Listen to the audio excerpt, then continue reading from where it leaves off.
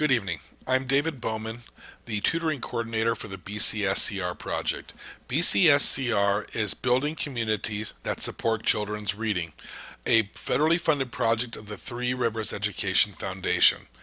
I get many questions about the payment process.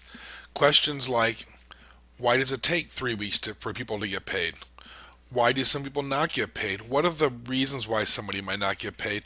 What happens once I submit my paperwork? And why do I have to submit my paperwork on or before the first of the month when payments don't come out until maybe the 20th? So I'm going to take a few minutes and try to explain all of the steps that are involved in the payment process. So really this presentation has two titles: how do tutors get paid, and perhaps more importantly, how to make sure that you get paid on time. The payment process really has a dual function. Of course, obviously, one of the major functions is to make sure people get paid a correct amount and in a timely manner. But we also use the payment process as a way to monitor what is happening during the tutoring sessions and make sure that kids are going to have the best chance possible to make the most gain that they can, meaning that the tutoring sessions are of the highest quality. But overall, there's four major parts to the payment process. We start with number one, that's you, the tutor. You have two forms that you fill out, and on the first of the month or before, you're sending those off to the regional coordinator. The regional coordinator goes through a review and reporting process and sends information to me. I also go through a review process and send reports on, in this case, to the fiscal officer, who then schedules payments, prepares reports for my review, and then finally we can issue payments to the tutors. So let me show you just exactly what happens at each of those stages. So first, there's you. You have 2 months, two forms that you submit to your regional coordinator on or before the first of the month. If you have two groups, there's going to be 4 forms and so forth. You have the session completion log and the instructional reporting form.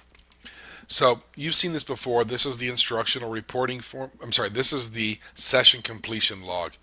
So you're putting all of your contact at the beginning, the dates of the sessions, how long the session was when they started, stopped, and the kids sign it. This is something that you are doing throughout the month, obviously, because students have to sign the form during or after each tutoring session.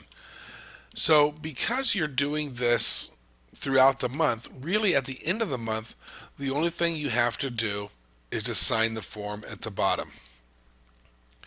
And make sure you sign the form, because this is you saying, look, this is my timesheet, and I am promising that these are in fact the correct hours for which I need to be compensated. The other piece then is the instructional reporting form. Same contact information at the top and details and so forth. Then dates, reading components, and instructional activities. Instructional activities, here's what you actually did with the kids during the session. And the reading components, here are the components that you addressed during that particular session. Okay. There's no signature on this page because you're already signing the session completion log. So at the end of the month, or at the first of the following month, this is going off to your regional coordinator.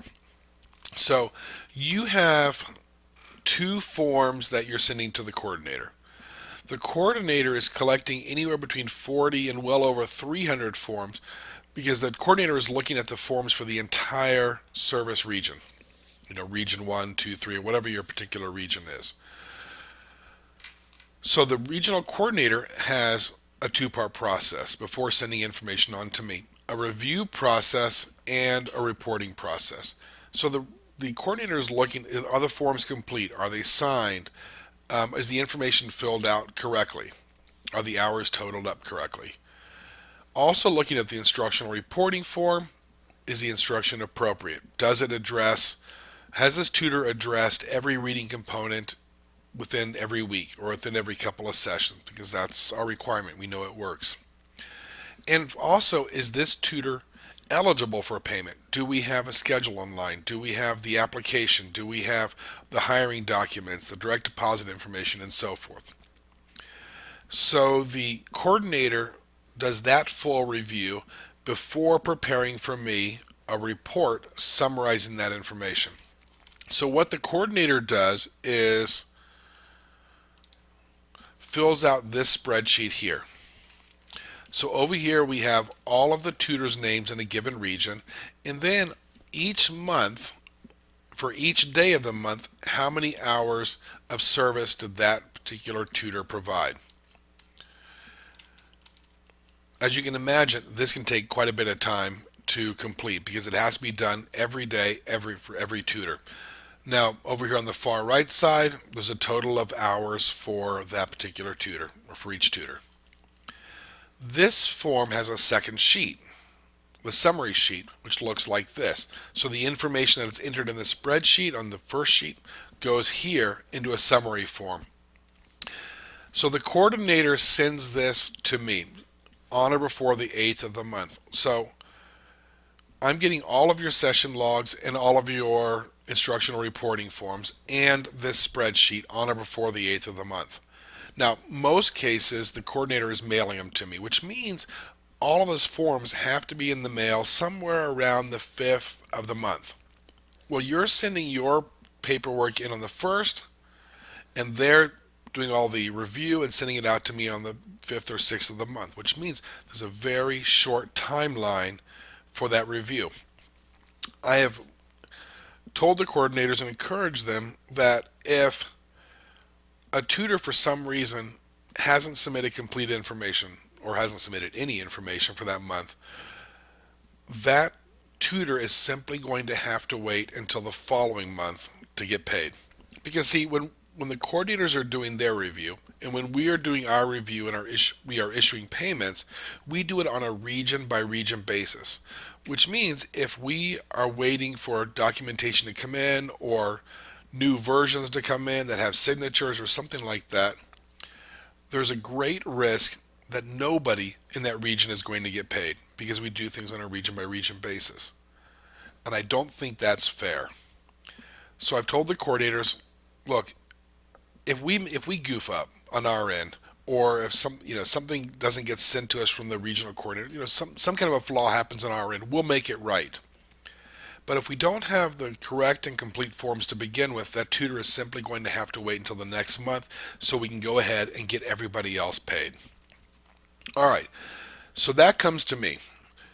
Those two things, all of your session logs, all of your instructional reporting forms, and this spreadsheet.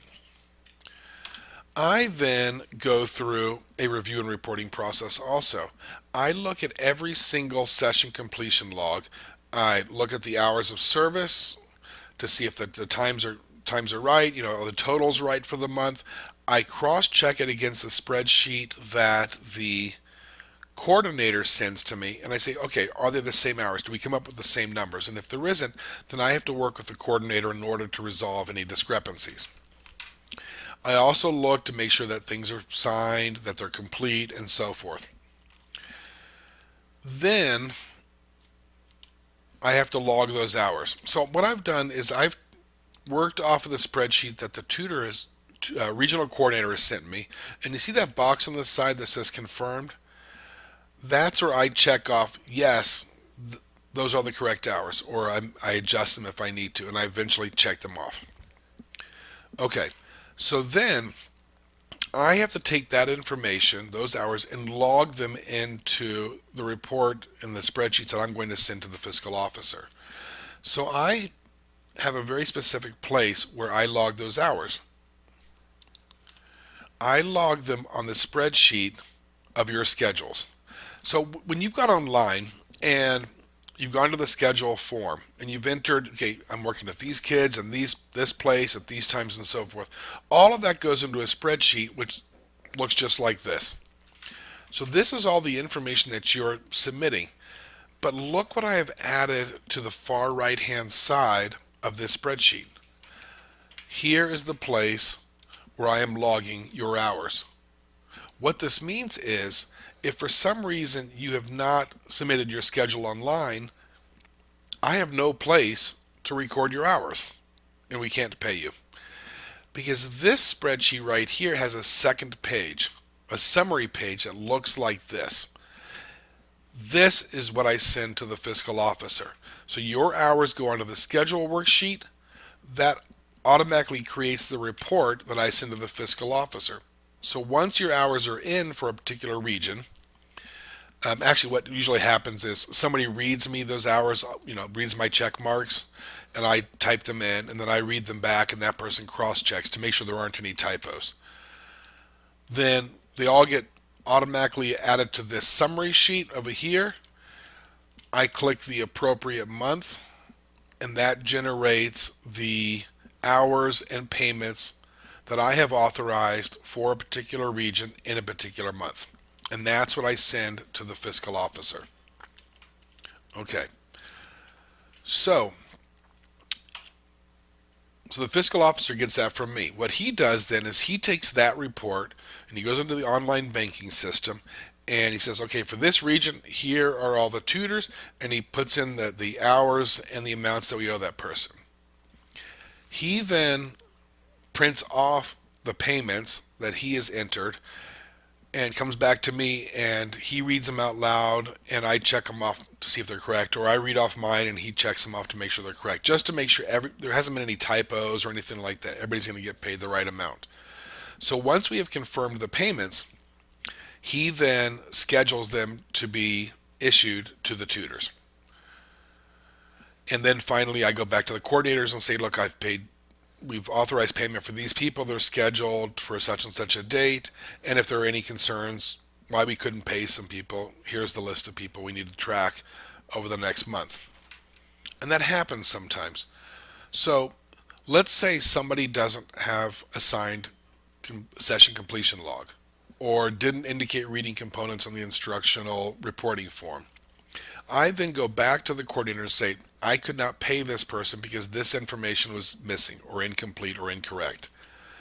Then what happens is the coordinator has to track that information. Has it been submitted yet? When does it come in? What are we missing? And in the following month must re-report that information to me. So we go back to the spreadsheet that the tutor coordinator, the regional coordinator, sends to me. So here's this spreadsheet, and on there's a column called unpaid hours. So all these numbered columns, those are the days of a given month, but if we owe somebody payment for prior month, those hours will go here under prior unpaid hours. So the coordinator sends that to me, hopefully with the information that was missing previously. I then pull out the payments for the prior month, confirm that we didn't pay that person. I pull out that person's file and say, okay, why didn't we pay that person? Do we have the information now? And can I confirm that payment is due for those hours? So then if I can confirm those hours, I have to prepare additional report for the fiscal officer, which is an approval to pay, an additional payment request. So whenever we are making a payment to somebody that is off schedule, not a part of the regular cycle, such as for services rendered in prior months, I prepare this report here. Name, the hours we're paying them for, how much we're due, we need to pay that person, and why I'm authorizing a payment for that person for hours from a prior month, or an off-schedule payment. And then the fiscal officer has to go to the banking system, enter the payment amount, and issue the payment. So there's a lot that happens. Well, as you can see, everything goes much more smoothly if we start right, which means all the forms come in correctly. They come into the coordinator, the regional coordinator, on or before the first of the month. Everything is going to be smooth. People are going to get paid on time, and they're going to get paid in the correct amounts when we start correct at the beginning of the month, which means everything's going to the coordinator on or before the first of the month. So here are some basic reasons why people might not get paid or might not get paid the correct amount. First of all, if there's no schedule submitted online, then I have no place to record the hours. There's simply no way to pay that person because that information cannot go on the report I send to the fiscal officer. If the forms aren't signed, then we don't have the tutor's assurance that those hours are correct. If for some reason we don't have direct deposit information, or it's not correct. Now, generally, with that one, that's we generally catch all of those the very first time that we try to pay somebody. And then ultimately, if the documents weren't submitted on time, then because of how quickly things need to happen and how complex the process is, that person simply must wait until the following month so we can get everybody else paid. So that's the whole process in a nutshell. Um, the real message behind all of this is that we appreciate what you're doing. We know how important it is to the kids. We know how powerful your tutoring is to the children and helping them learn how to read. We appreciate it and we honor it and respect it, and we want to pay you for it. It is much, much easier to get people paid the correct amount on time in the first place than have to go through a lot of processes later to catch them up. We want to pay you for your service. Now, as I mentioned, if we make a mistake, if we miscalculated some hours or something, we will fix it. There's no problem with that. Even if we have to issue an off-schedule payment, we'll fix it. Because we believe you are professionals. We believe that you deserve our respect, and part of that respect is making sure you're getting paid on time. So that's everything. That's the whole payment process and all of its steps and people involved and checks and balances and tools that we use. If you have additional questions about the payment process, feel free to contact your regional coordinator. Your regional coordinators truly are your go-to people for not just tutoring payments, but for all aspects of the BCSCR program. So on behalf of the regional coordinators and on behalf of those of us here in the BCSCR office, thank you very much for your service to these kids, and I wish you the best. Thank you very much.